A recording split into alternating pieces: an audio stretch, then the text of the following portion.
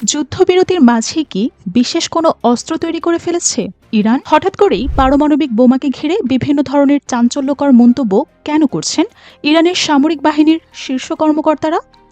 আন্তর্জাতিক নিরাপত্তা বিশ্লেষকদের মধ্যে এখন সবচেয়ে বড় প্রশ্ন, ইরান কি নীরবে এমন কোনো নতুন অস্ত্র তৈরি করেছে যার সম্পর্কে এখনও পূর্ণ ধারণা নেই পশ্চিমা বিশ্ব বা ইসরায়েলের?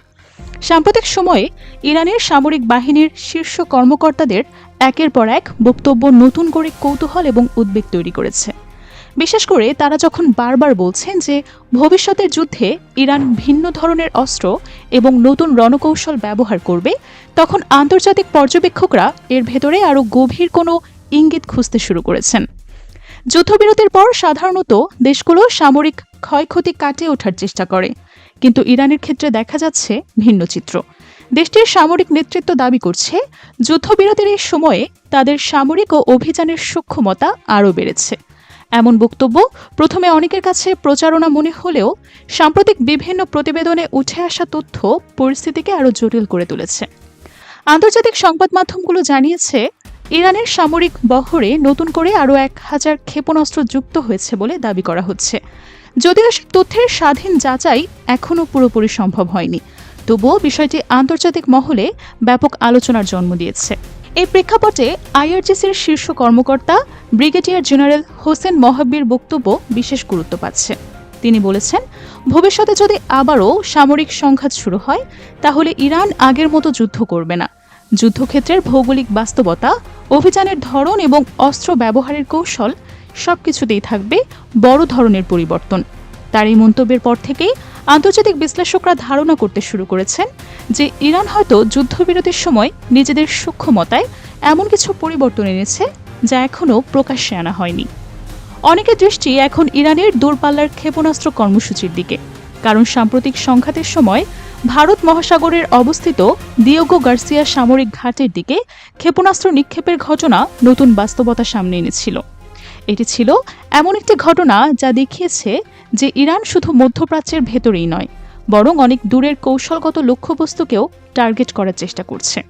আর এই কারণেই পশ্চিমা নিরাপত্তা মহলে নতুন করে প্রশ্ন উঠেছে, ইরান কি এখন আরও দীর্ঘ পাল্লার এবং উন্নত ক্ষেপণাস্ত্র তৈরি করতে সক্ষম হয়েছে কিনা? ওয়াশিংটন ভিত্তিক গবেষণা প্রতিষ্ঠানগুলোর কিছু বিশ্লেষক মনে করছেন, যদি ইরান ভবিষ্যতে আরও শক্তিশালী হয়ে ওঠে এবং দূরপাল্লার হামলার সক্ষমতা বৃদ্ধি পায়, তাহলে ইউরোপের বিভিন্ন সামরিক স্থাপনাও তাদের সম্ভাব্য লক্ষ্যবস্তুর তালিকায় চলে আসতে পারে। যুক্তরাজ্যের কিছু মার্কিন বিমান ঘাঁটি কিংবা জার্মানির গুরুত্বপূর্ণ লজিস্টিক কেন্দ্রগুলো নিয়ে যে আলোচনা শুরু হয়েছে তা পশ্চিমা নিরাপত্তা নীতি নির্ধারকদের নতুন করে ভাবতে বাধ্য করেছে। তবে সবচেয়ে বেশি আলোচনায় রয়েছে ইরানের পারমাণবিক কর্মসূচি, কারণ সাম্প্রতিক সময়ে দেশটির শীর্ষ সামরিক কর্মকর্তারা এমন কিছু বক্তব্য দিয়েছেন যা আন্তর্জাতিক মহলে নতুন করে জল্পনা সৃষ্টি করেছে। খাতাম আল আম্বিয়া সদর দপ্তরের কর্মকর্তা ব্রিগেডিয়ার জেনারেল মোহাম্মদ জাফর আসাদি সম্প্রতি বলেছেন, পশ্চিমা দেশগুলো ইরানের সামরিক সক্ষমতা নিয়ে ভুল তথ্য ছড়াচ্ছে। একই সঙ্গে তিনি উল্লেখ করেছেন যে ইরান এখনও তাদের তুরুপের তাস ব্যবহারই করেনি। এই মন্তব্যের পর থেকেই প্রশ্ন উঠতে শুরু করেছে, সেই তুরুপের তাস আসলে কি?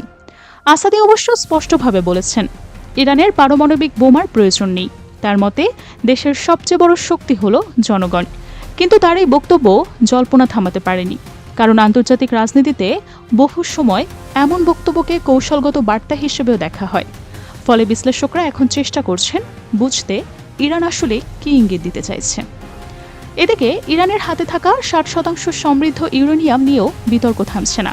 পশ্চিমা দেশগুলো দীর্ঘদিন ধরেই অভিযোগ করে আসছে যে ইরান এমন মাত্রায় ইউরেনিয়াম সমৃদ্ধ করছে যা ভবিষ্যতে অস্ত্র তৈরির সক্ষমতার দিকে নিয়ে যেতে পারে।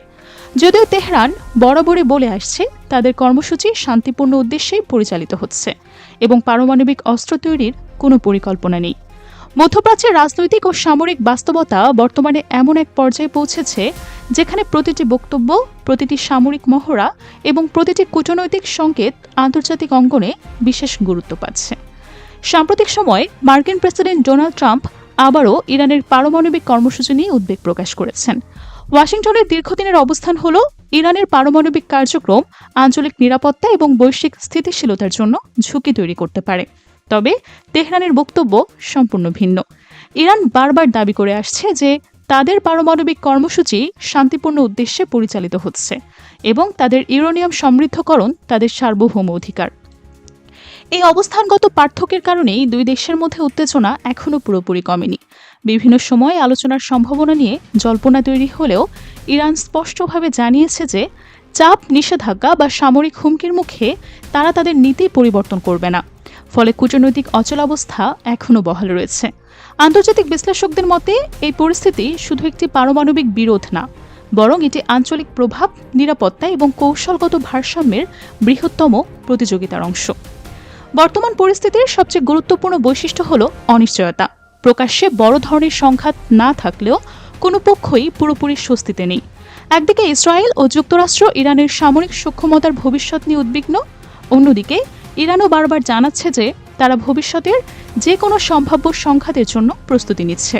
ফলে যুদ্ধবিরতি বা তুলনামূলক শান্ত পরিবেশের আড়ালে আসলে এক ধরনের নীরব প্রতিযোগিতা চলছে, যেখানে প্রত্যেক পক্ষ নিজেদের সামরিক, প্রযুক্তিগত এবং কৌশলগত অবস্থান আরও শক্তিশালী করার চেষ্টা করছে।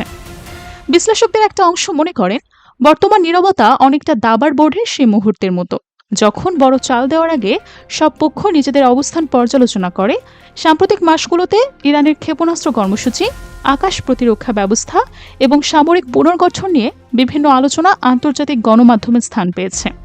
একই সঙ্গে আঞ্চলিক প্রতিদ্বন্দ্বীরাও নিজেদের প্রতিরক্ষার সক্ষমতা বাড়ানোর দিকেই নজর দিচ্ছে। এর ফলে মধ্যপ্রাচ্যে নতুন অস্ত্র প্রতিযোগিতার আশঙ্কাও উড়িয়ে দেওয়া যাচ্ছে না। আরেকটি গুরুত্বপূর্ণ বিষয় হলো তথ্যযুদ্ধ। বর্তমান সময়ে সামাজিক যোগাযোগ মাধ্যম এবং বিভিন্ন অনলাইন প্ল্যাটফর্মে অসংখ্য দাবি, বিশ্লেষণ এবং অনুমান ছড়িয়ে পড়ছে।